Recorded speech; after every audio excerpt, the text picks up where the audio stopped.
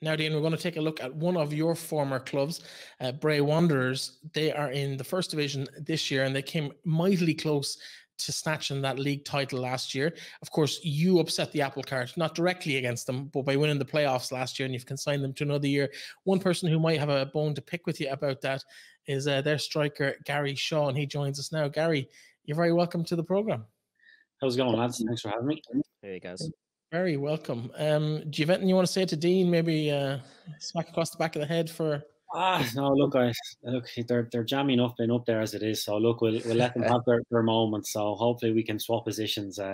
This time next year we can have a chat again, and we might be in different positions. So we'll see. But look, delighted that Longford got a former club. Obviously, delighted that they got the win. They're off to a good start. But obviously, it's a long season ahead. So we'll see how it goes. You say former club. There's a fairly lengthy list there. Not that lengthy, but there's a number of clubs in the league. I suppose you've spent time at Pats, Rovers, Longford, as you mentioned. Now you're back with Bray. It's, I think, your second or third season back with them in your second spell. How has it been going for you so far? Yeah, as I said, it's my second spell with Bray. I've gone full circle now. Started off in 2010 with Dino. Look, it's you mentioned there in the intro that we came bitterly close to winning the league. Still hurts a bit when you think back of, what we had it in our hands with 2 games to go, and we kind of, I suppose, no easy way to put it, we threw it away against Galway, and then took completely out of our hands. And look, fair play to Drogheda. They earned their place at the top, and they're up in the Premier now, and we have to just battle on again this season. Yeah, guys, just after the initial lockdown and the stoppage in the league last year, I thought you were the best team in the league coming back from that lockdown, and certainly hit the ground running. Do you think you're still equipped to be one of the better teams in the league this year, with obviously the introduction of Shell's full-time team, Galway going full-time, another big name in Cork City there? Do you still see yourselves as being equipped to challenge for the top spot? Yeah, absolutely. Obviously, look, you I suppose in a way as a player behind the scenes, you kind of get worried, and you see the players that have left the club before kind of new ones have come in. So you're kind of saying, right, I hope the manager gets replacements for these ASAP, because you could see the power that Shells were having in the transfer market over Christmas, and they were kind of just buying every player that was available nearly. And we were just hoping that we'd get some players in, and I think the manager's done really well in his recruitment. We've had a couple of pre-season games, and they've gone really, really well, and players have set in nicely. It's such a competitive first division. Like, I think it's the most competitive it's ever been in a long time.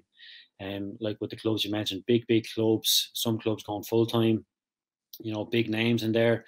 Some players they've played Premier Division football their whole life, but they've stayed, and they're like the likes of Cork. They have players there that are sticking with them. So, even the players that are huge experience. And I said it previously to someone that, that what happened to us last year is going to stand to us. A lot of players there, they felt that disappointment, that, the frustration that we got so close, but yet so far. So I think that year under our belt is really going to stand to us, along with the players that have come in. I think we will definitely be thereabouts. We had Conor Hoey on the show last week, chairman of Drogheda United, and he has tipped yourselves to be there at the top of the table come the end of the season. He said Bray are his tip for the league, and Brandon Kavanagh is going to be, by a distance, was his words, player of the season. From what you've seen in pre-season, would you echo that? Yeah, look, Brandon has bags of potential. He was, obviously involved with Sean McGrovers too last year, and he stood out by a mile with them and got a lot of goals for them. He just, was in a team that, was he going to see first team action this season? Probably not, with the players they have. So he's looking, in fairness to him, he's made the decision to come to Bray. I'm sure he had his pick of the teams in the first division of where he was going to go on loan to. And he's come to us. I'm hoping, because he sees the potential that we have to go and win it. And what he's done in pre-season so far, he's done exactly what he came to do. He's, got on the ball, scored goals, assists. He's changed games for us in pre-season just by his ability. It really is something special, and he has a huge future in the game. But he needs to be playing. You need to be playing games at his age, and he's going to do that this season. And I really think he's going to be a massive, massive part. And like you said there, he's absolutely been a shout with Player of the Year, but he has to perform on the pitch to do that. So if he can do that on a consistent basis, he'll definitely be in contention. Just your own role in the team, Gary. You've obviously been a goal scorer everywhere you've been. I think you got 3 against us last year as well, was it? Ah, yeah, But, just a 3. Just a 3, yeah. What do you have any personal expectations or goals, or do you do that still, kind of setting down things for yourself? As a goal scorer, as a striker, like obviously, my role in the team, when I was first with Bray, I was just a young kid coming in, just trying to get into the league and that kind of stuff. But obviously, this time around, be a more experienced player. This is my 12th season, 11th season in the league, 11th or 12th season in the league. So obviously, that's change of 250 or so appearances. So I'm trying to bring that experience to the younger lads, doing what I can to help them. But on a personal level, absolutely just setting goals myself. And doing what I can for the team on and off the pitch, and obviously trying to perform, score goals. I always see myself as a very honest player, work ethic and that kind of stuff, and getting the best out of the lads around me. And I'll do that till the day my legs won't let me. And if I can do that, I think we'll have a great chance. I think from the spine of the team, Aaron Barry at the back, right through Conor Clifford in midfield, myself up top. I think that experience there will really drive us on this year, and hopefully we can be lifting the league title at the end of it. Obviously, your game this weekend has been moved to Sunday afternoon because of Brian Maher's call-up for the under-21s. How important is it to have that kind of pathway visible to the young lads coming through at Bray, to see international players been happy to be at the Carlisle grounds? Yeah, it's so important for every club, and you have to have that. You have to give that kid coming through the vision of where you can get to. You have to present it in front of them and say, if you work hard or if you do X, Y, and Z, that's where you can get to. And Brian, he's a talented kid. He's done a stint at Pats. He wasn't going to get in. He had Brendan Clark in front of him. It was going to be difficult. Brian came to us then last season, and I really think Brian was our player of the year. He saved us on so many occasions. Literally, he deserves everything he gets out of the game because he put so much work into it as well. But younger players have to have that hunger and desire as well. It can't just be told about this pathway and this is what happens, and it doesn't just happen. You have to make it happen. And Bray is a club where we do have a lot of young lads coming up to train, and there's players there that they can look up to. But it's ultimately up to them and to go and want and have that desire and passion to reach the potential that they might have. I know Gary Cronin obviously worked with him at Longford and played with him at Bray. Very good coach, very detailed. How do you prepare for a team like Treaty in the first game of the season? Brand new club.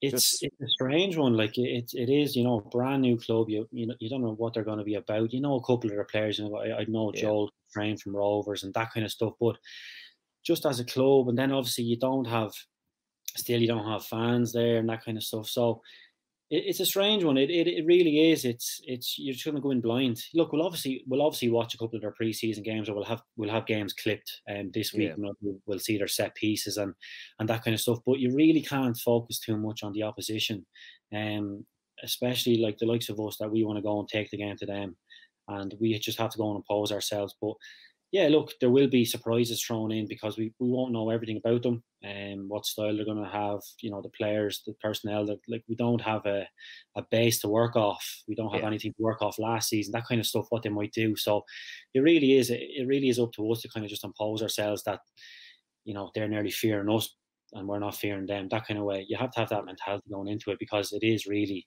they can do all the prep they want on us because they can watch games last season, whatever, and the individual players. But look, it will be a bit different than your normal prep for the coaching staff. But like I said, we want to go and just take the game to them and not have they're coming to Bray, so we need to make sure that we're dominant at home this season. That's going to be a big thing. Yeah. Speaking of, I suppose, and this question is to both of you really, because you both played in that season 10 or 11, 12 years ago. What's the big difference in the league now from now to then when you compare back, when you think back to that season, in terms of how you prepare, how you focus, the information that's available, like you've just been talking about? Well, from my point of view, like just the amount of detail that goes into the prep now is unbelievable. Like the clips, like this software you have, like I'm not sure what you use, like we use Huddle and the kind of software and the clips you get from it like are unbelievable. And just even for yourself, getting your own clips of watching how you did in the game and your touches and all that kind of stuff, and realizing what you actually did, or the run you actually made, or the pass you should have made, or whatever it might be. You know, we have Pat Devlin, and I don't know if he could even turn on a computer if you gave him one. You know what I mean? I'm sure that he wouldn't be a fan of all that kind of stuff. But look, the game is always evolving, and it's moving on, and that's why it's so technical now as well. It was really, you know, it was 10 or 11 years ago. It was hard hitting, you know, big, strong, like the physical side of the game was really. But you know, you see the younger lads coming through, and you know, you do have a lot of young lads coming back from England, where the game has just gotten so much more technical. So you know, the technical side of the game has gotten, you know, way more important, and yeah, it's definitely evolved a lot since we last played, or when we last played together in 2010. Yeah, absolutely. Like, you know, you touched on it there. I'd say the same thing. Like we finish a game, and within a couple of hours you have the game to rewatch, or you get a statistical analysis of the game, and you know, statistics on duels won and passes and shots on target, like all this sort of stuff coming in. Whereas as Gary mentioned, kind of 10, 11 years ago, I mean, I don't know if we'd done any kind of recap on games, did we, Gary, back then? It was just I don't think we did at all. I don't remember watching a video or anything like that on Teams. And then you have like the likes of the nutrition side of things. Like that's just driven into you every single day, and how important it is. And it's like now you understand really. You look back and kind of saying, Jesus, what was I doing back then? Like, you know, prepping for games and that kind of stuff. Like it's crazy to think. But that's just the way it was, and we didn't know any different then. Like it's just the way the game has changed, and you know, the more educated people get, and you know, backroom teams then, you know, you had your kind of your manager, your assistant manager, and maybe a coach, and then you had the kit man or whatever. But you know, some teams have, you know, opposition analysts, they have nutritionists, strength and conditioning coach, all these separate individual roles that they all have an important part to play, but it's all brings it together as one, and that's how detailed it's become, and it's fine margins. All of these play a part in getting you to your end goal. I think the biggest one for me, I don't know about you, Gary, is recovery now. Like, just I wouldn't have done a whole lot. I actually remember when I was at Bray, I would have went to work the next day, because I would have worked Saturdays and Sundays. So, you know, now if I don't do recovery, I probably can't train for half the week, you know, building up to the next game. Like, you need to get into ice baths or the sea or whatever it is, foam rolling stuff, like stuff that wasn't really around. Obviously the sea and all, you could do that stuff back in when we started, but the likes of foam rolling or massage guns and things like that, which are really prominent now, like they just weren't around, and it wasn't part of the weekly kind of agenda, you know. Yeah, as much as, like, you know, they say, like, you know, clubs are part-time, that, like, you know, the amount of things we have to do behind the scenes in terms of the likes of recovery, nutrition, all that kind of stuff, you know, it's really, it takes over your life. Like when you're a League of Ireland footballer, no matter what club you're at, if you're taking it serious and taking it the way you should be taking it, you're full time, and I don't care what 100%. Anyone says, you really are. Absolutely. You might just have to do a few hours on a job to pay the bills at the end of the week. That's it. But everything revolves around being available for training and matches 100%. And I'm not even involved in it that closely, and you can see it from the outside looking in.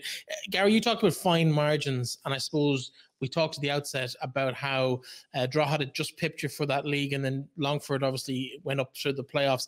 How much inspiration do you take from their opening weekend in terms of how they got on against teams, maybe not so much in Drogheda's case, but definitely in Longford's, teams that would have been fancy to beat them, going up, and now the top two teams in the division, in the Premier Division, were in your division last year, and you're going for their spot, I suppose. Do you take anything from that, or is it really just a freak weekend? You can't read too much into one weekend's action. Yeah, I wouldn't read too much into that. Look, the both clubs have recruited well. They've brought in some very good players. It's like I said, it's going to be a long season, and they'll need everyone. You do need the depth of the squad, especially, you know, given the fact it's going to be all going well. It's going to be a full season this term. Obviously last year was quite short, and it was kind of a sprint finish from the start. There was never really that kind of long slog or whatever it was. But it's when you get off to a good start, it's always a good sign. You want to get off to a good start no matter what club you are. You see the likes of Rovers and Dundalk, they wanted to go out there and get their 3 points, get their season going, and and try and get the title. But you know, it doesn't happen like that all the time. And then you look at Longford and Drogheda, they both come up and they both get 3 points on the board, and that's just the way it works. So look, it's great for them, but it's all about, I'm sure Dino will agree with me, he'll say, look, that's parked now. They're already focusing on their next game, and that's all that matters now. That's it. But I'm not sure who they're playing, but it's the next game, and that's the way you just look at it. It's the next game. I know it's a cliche thing to say, but that's just it. You just tick the game off week by week, and if you can just keep getting your couple of points here and there, and you know, you're kind of forgetting about looking to people behind you. You're kind of looking at teams ahead of you, and if you can start having that in your head towards the end of a season, you know you're doing well. Absolutely. Listen, thanks very much for joining us, Gary, and the very best of luck on Sunday afternoon as you welcome Treaty United to League of Ireland football. I'm sure it'll be a nice welcome to the seaside for the Treaty side. I'm sure you'll be looking to give them a unhappy run back down the N7 to Limerick, and the very best of luck to you and to Bray as you hunt that title that just evaded you last season. Appreciate it, lads. Thanks for having me. Cheers, guys. Thanks.